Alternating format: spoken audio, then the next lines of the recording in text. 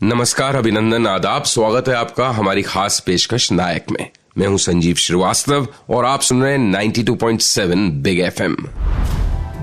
उनके हाथों से खिंची आड़ी तिरछी लाइनों ने भारत के आम आदमी को दी आवाज। गांधी, नेहरू से लेके अटल अडवाणी तक कोई बच नहीं पाया उनके मारक व्यंगों से।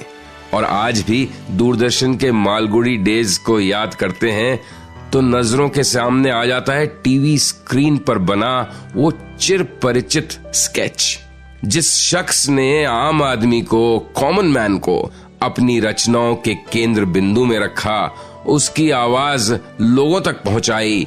वही हैं हमारे आज के नायक, the voice of common man, दुनिया के सबसे बड़े कार्टूनिस्ट में से एक आर.के. लक्ष्मण। नायक। तो आज मैं आपको बताऊंगा कि क्यों आर.के. लक्ष्मण ने जब भी आम आदमी का, कॉमन मैन का स्केच बनाया तो उसकी कमर कभी झुकी हुई नहीं बनाई। कैसे एक फिल्म में गुरुदत्त को रिप्लेस किया आर.के. लक्ष्मण साहब ने। साथ ही बात करेंगे जाने माने कार्टूनिस्ट और आर.के. लक्ष्मण का काम करीब से देखने, समझने, अप्रिशिएट करने वाले आबिद सूरती साहब से। और साथ ही जानेंगे कि क्यों इंदिरा गांधी को आर.के. लक्ष्मण से हमेशा एक शिकायत रही। क्या थी वो शिकायत? जानने के लिए आप बने रहिए हमारे साथ, सुनते रहिए नायक। मैं हूं संजीव श्रीवास्तव और आप सुन रहे हैं 92.7 बिग एफएम। आज के नायक, कार्टूनिस्ट आर.के. लक्ष्मण। नमस्कार, अभिनंदन, आदाब। स्वागत है आपका हमारी खास पेशकश नायक में। मैं हूं संजीव श्रीवास्तव और नायक हैं हमारे आज के दुनिया के सबसे जाने माने कार्टूनिस्ट में से एक आर.के. लक्ष्मण। आर.के. लक्ष्मण 7 भाई बहन थे, जिसमें उनके बड़े भाई और प्रसिद्ध उपन्यासकार आर.के. नारायण भी शामिल थे, जिन्होंने मालगुडी डेज लिखी थी। वे ब्रिटेन के मशहूर कार्टूनिस्ट सर डेविड लॉ से बहुत प्रभावित थे। एक बार मुंबई के प्रसिद्ध जे कॉलेज ऑफ आर्ट्स ने उन्हें यह कहते हुए दाखिला देने से इनकार कर दिया था कि उनके चित्रों में, उनकी खींची हुई लकीरों में कोई खास बात नहीं है। कुछ सालों के बाद उसी संस्थान में आर.के. लक्ष्मण बतौर चीफ गेस्ट इनवाइट किए गए थे। आर.के. लक्ष्मण कभी भी अपनी असफलता से घबराते नहीं थे और यही कारण है कि उनके कार्टूनों में आम आदमी की रीढ़ हमेशा सीधी ही रही। अपने कार्टून्स में भारतीय राजनीति की विशिष्टताओं के अलग अलग पहलुओं को बहुत ही मुखरता और निर्भयता के साथ व्यक्त किया और उनके कार्टून्स की वजह से जो रोजाना टाइम्स ऑफ इंडिया के पहले पन्ने पर हम देखते थे, लाखों करोड़ों लोगों के चेहरे पर सुबह सुबह एक मुस्कुराहट सी आ जाती थी। आर.के. लक्ष्मण को 1984 में मैग्सेसे अवार्ड से नवाजा गया था और 2005 में भारत सरकार ने उन्हें पद्म विभूषण देकर सम्मानित किया था। आगे बताऊंगा कि वो कौन सा चित्र था जिसे बनाकर मिली लक्ष्मण को चित्रकार बनने की प्रेरणा, और आर.के. लक्ष्मण ने पहला कैरिकेचर किसका बनाया था। जानने के लिए आप बने रहिए हमारे साथ और सुनते रहिए नायक, सिर्फ 92.7 बिग एफएम पर। नमस्कार, अभिनंदन, आदाब। स्वागत है आपका हमारी खास पेशकश नायक में। मैं हूं संजीव श्रीवास्तव और आप सुन रहे हैं 92.7 बिग एफएम। बात कर रहे हैं हम आज महानतम कार्टूनिस्ट में से एक आर.के. लक्ष्मण साहब की। तो वो कौन सा चित्र था जिसे आर.के. लक्ष्मण ने बनाया था सबसे पहले, जिससे उनको ये इंस्पिरेशन मिली कि वो चित्रकार बने।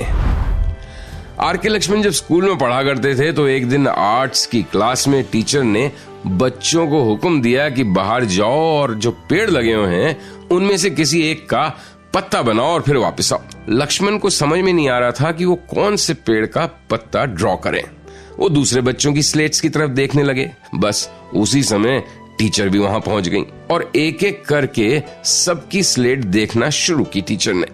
जब टीचर लक्ष्मण के पास पहुंचे तो लक्ष्मण बताते हैं कि उनका डर के मारे बुरा हाल हो गया था, बस स्लेट आगे कर दी। अध्यापक ने बहुत देर तक उस स्लेट को देखा, फिर बोले, तुमने बनाया है ये? लक्ष्मण ने डरते डरते सर हिलाया। टीचर ने फिर पूरी क्लास को दिखाया कि देखो, इसे कहते हैं ड्राइंग। ये लड़का आगे चलकर एक कलाकार बनेगा।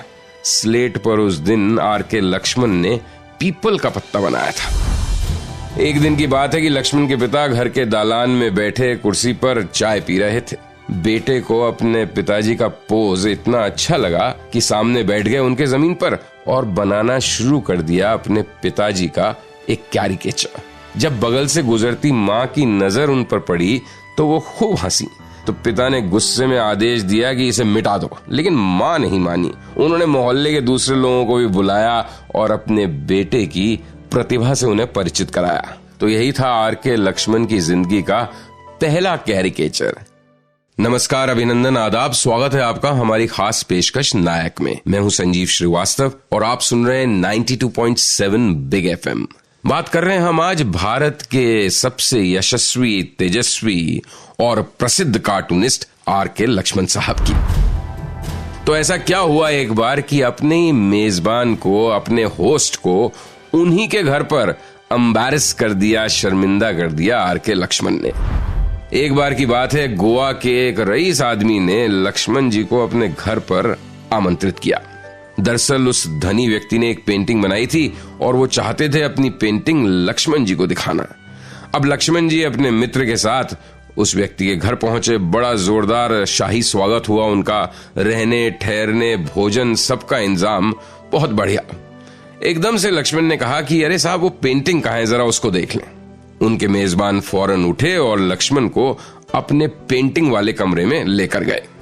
पेंटिंग देखी, लक्ष्मण काफी देर तक चुप उस पेंटिंग को देखते रहे।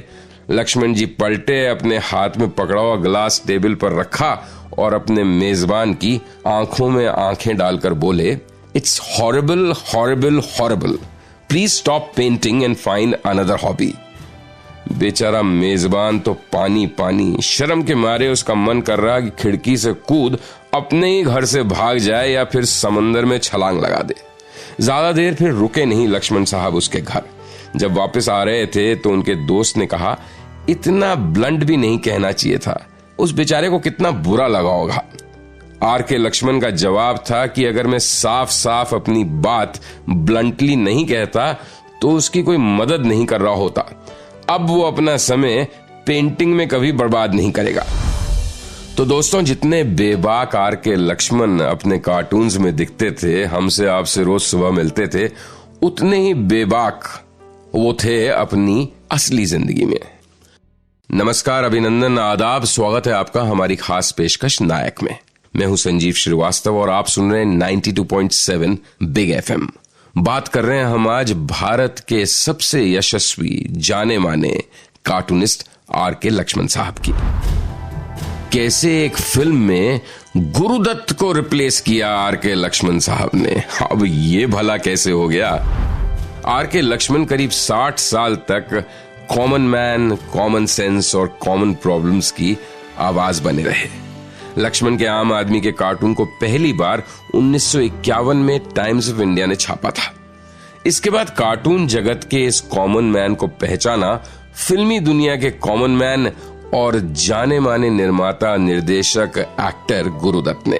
गुरुदत्त भी अपनी फिल्मों में ज्यादातर एक कॉमन मैन की भूमिका में दिखते थे, आम आदमी की भूमिका में।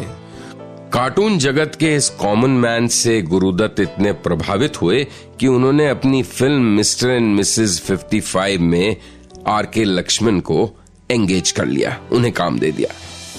बहुत कम लोगों को मालूम है कि मिस्टर एंड मिसेस 55 में, जिसमें गुरुदत्त ने एक स्ट्रगलिंग कार्टूनिस्ट का किरदार निभाया था, उस फिल्म में गुरुदत्त का हाथ बने थे हमारे आर के लक्ष्मण साहब। फिल्म में ऐसे कई सीन्स हैं जब दिखाते हैं कि गुरुदत्त कोई कार्टून ड्रॉ कर रहे हैं, उसकी आड़ी टेढ़ी लकीरें खींच रहे हैं। वो हाथ गुरुदत्त साहब का नहीं होता था, आर के लक्ष्मण साहब का हाथ होता था। आगे बताऊंगा आपको कि आर के लक्ष्मण को आज सभी जिस शख्सियत से जोड़कर देखते हैं, जी हां, कॉमन मैन, उसकी रचना आर के लक्ष्मण ने कैसे और कब की थी। आप बने रहिए हमारे साथ और सुनते रहिए नायक, सिर्फ 92.7 बिग एफएम पर। नमस्कार, अभिनंदन, आदाब, स्वागत है आपका हमारी खास पेशकश नायक में। मैं हूं संजीव श्रीवास्तव। हमारे आज के नायक हैं यशस्वी कार्टूनिस्ट आर के लक्ष्मण साहब। तो कैसे आर के लक्ष्मण ने रचना की थी अपने कॉमन मैन की। लक्ष्मण के कार्टून्स की दुनिया काफी व्यापक है। भ्रष्टाचार, अपराध, अशिक्षा, राजनीतिक पार्टियों के छलावों से जो तस्वीर निकल कर आती है वो है आर के लक्ष्मण के आम आदमी की। आम आदमी सिर्फ जिंदगी की मुश्किलों से लड़ता है, उन्हें चुपचाप झेलता है, सुनता है, देखता है, पर बोलता नहीं। यही वजह है कि आर के लक्ष्मण का आम आदमी ताउम्र खामोश रहा। आर के लक्ष्मण का ये कॉमन मैन कभी बंगाली होता था तो कभी तमिल, कभी पंजाबी, तो फिर कभी किसी और प्रांत का, लेकिन काफी कम समय में ही आम आदमी की पहचान बन गई थी एक। ये टेढ़ा चश्मा, मुड़ी चुड़ी धोती, चारखाना कोट, सिर पर बचे चंद बाल, ये सब उस आम आदमी की पहचान थी। लक्ष्मण का आम आदमी पूरी दुनिया में खास बन गया था। 1985 में लक्ष्मण ऐसे पहले भारतीय कार्टूनिस्ट बने जिनके कार्टून्स की लंदन में सोलो एग्जीबिशन लगाई गई। लक्ष्मण के बड़े भाई आर के नारायण की मालगुडी डेज के लिए स्केचेस भी आर के लक्ष्मण ने ही तैयार किए थे। लक्ष्मण की काबिलियत का अंदाजा इस बात से लगाया जा सकता है कि उस समय लंदन के एक अखबार द इवनिंग स्टैंडर्ड ने उन्हें अपने चीफ कार्टूनिस्ट का जॉब ऑफर किया था, वो काम जो डेविड लॉ जैसी लेजेंडरी शख्सियत संभालते थे।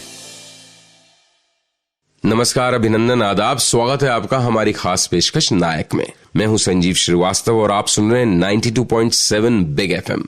बात कर रहे हैं हम आज भारत के सबसे प्रसिद्ध कार्टूनिस्ट में से एक आर के लक्ष्मण साहब की। तो श्रीमती इंदिरा गांधी जो भारत की प्रधानमंत्री थीं, उन्हें लक्ष्मण जी से एक बड़ी शिकायत थी और ताउम्र रही। क्या था मिसेस गांधी का ऑब्जेक्शन? जानते हैं हम एक और जाने माने कार्टूनिस्ट आबिद सूरती जी से। इंदिरा जी ये कहती थी कि आप मेरी नाक ऐसी तोते जैसी क्यों बनाते हैं। तो उन्होंने एक बार पार्टी में उनसे मुलाकात हो गई, दोनों आमने सामने टकरा गए, तो इंदिरा जी ने यही सवाल दागा। तो लक्ष्मण जी ने मुस्कुरा कर कहा कि जो मुझे दिखाई देता है मैं तो वही बनाऊंगा ना। कार्टूनिस्ट तो इंटरनेशनल थे, इसमें तो कोई डाउट नहीं है। उनके विचार भी इतने ऊंचे थे कि आम आदमी भी उसे एंजॉय कर पाता था और इवन पॉलिटिशियंस जो थे वो भी एंजॉय करते थे। उस दौर में तो पॉलिटिशियंस जो होते थे वो इनको बुलाते थे। जैसे नेहरू ने कहा था लक्ष्मण से कि भैया तुम तो हमारे मार्गदर्शक हो और बिल्कुल बनाते रहो हम पर कार्टून और हमें दिशा दिखाते रहो। बहुत धन्यवाद आबिद सूरती साहब हमारे साथ जुड़ने के लिए और इतना दिलचस्प वाकया हमारे साथ शेयर करने के लिए। तो दोस्तों, आम आदमी को जीवित करने वाले, उसको आवाज देने वाले आर के लक्ष्मण थे हमारे आज के नायक।